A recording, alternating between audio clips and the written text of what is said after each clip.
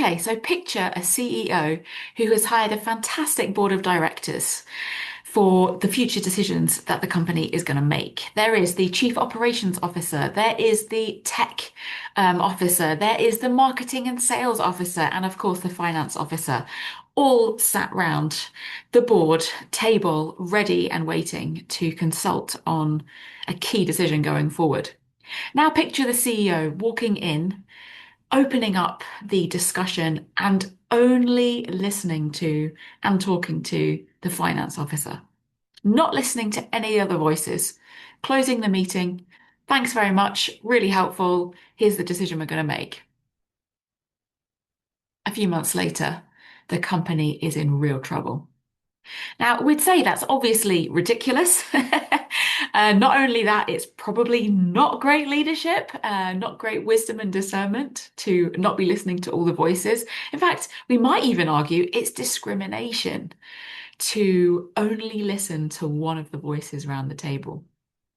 And yet, the crazy thing is that so often when it comes to our own key decisions in our life and leadership, we do the exact same thing to our internal board of directors. What do I mean? Well, as humans, we have four key wisdom centers, four key directors. We have our mind, we have our emotion, we have our body, and we have our spirit. And so often we only consult one of them as we make decisions in our life. So in this video, we're going to look at how to expand our pool of wisdom, listen to all the voices that we carry, and make better choices going forward. Hello and welcome to 5 Minute Focus, where we take approximately 5 minutes to take a creative, honest, and hopeful look at a focus area to help you grow in life and leadership. Okay, so we have our own inner board of directors of collective wisdom around our own table, our mind, our emotion, our body, and our spirit. So the first thing to say is have a think about which of the directors you most often listen to and consult. What I find with my clients is that every one of us has a preferred director that we like to listen to most. For some of us, it will be our body or our gut instinct of just, I'm intuiting this is right. I feel it in my bones. This is what we should do. For others, it will be logic and rationality and cognitively processing something. For some of us, it will be how we feel about something. The emotions that something or a room evokes in us will give us a sense of whether it's good or not to step into. And for others of us, our moral compass, our sense of spiritual rightness, whether that is a spiritual being from a faith background that we follow, or whether that be a sense of the universe or a higher power that we believe in or access. Some of us will be led by that kind of compass. So have a think for you. Which of the directors is your preferred one? Where do you default to? And what might be the priority order of the others? Are there some you have never listened to, or some that you'll come to in certain situations? Firstly, just growing your own awareness. Who are you listening to? Then have a think about what it is that might stop you and be a barrier to you listening to your collective wisdom.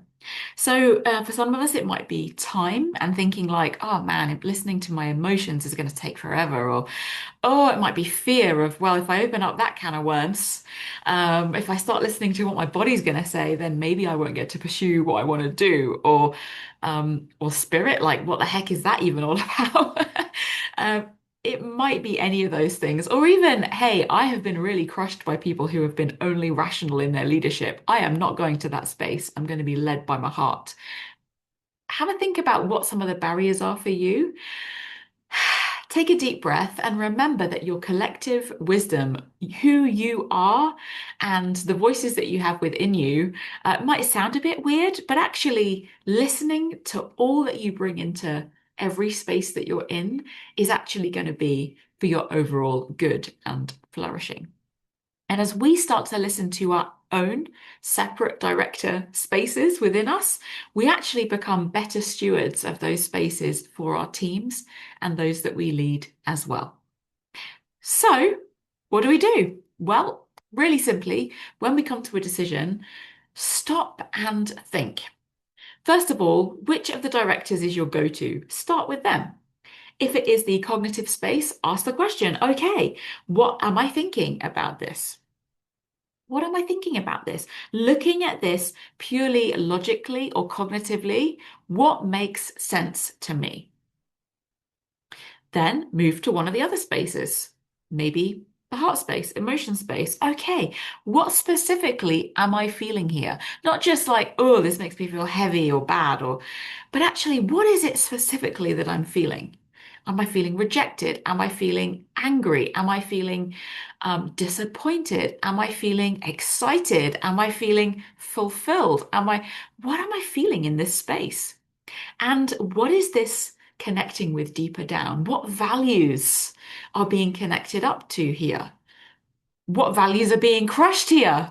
What are the needs and wants that are being pointed to that I carry in this space? Then maybe move around to the spiritual realm. Actually, what is it that you're believing in your life? What are your belief patterns, your moral compasses? What does the higher power that you connect with have to say about this situation? Take a moment maybe to pause, to pray, to meditate, to stop and sense on a spiritual level, actually, how does this connect with who I am? And then finally, coming to your body. Actually, what is showing up in my physical space around this decision? What am I doing? What am I not doing? What do my actions show about what I'm sensing or stepping into or drawing back from or pulling away from in this space? What does my body bring to this conversation as wisdom? And when you've gone through all four areas, take a pause. What's become clearer to me as a result of this? What do I now see that needs to be incorporated into this decision? What have these voices, now they've been expressed, bring to a fuller decision-making process going forward?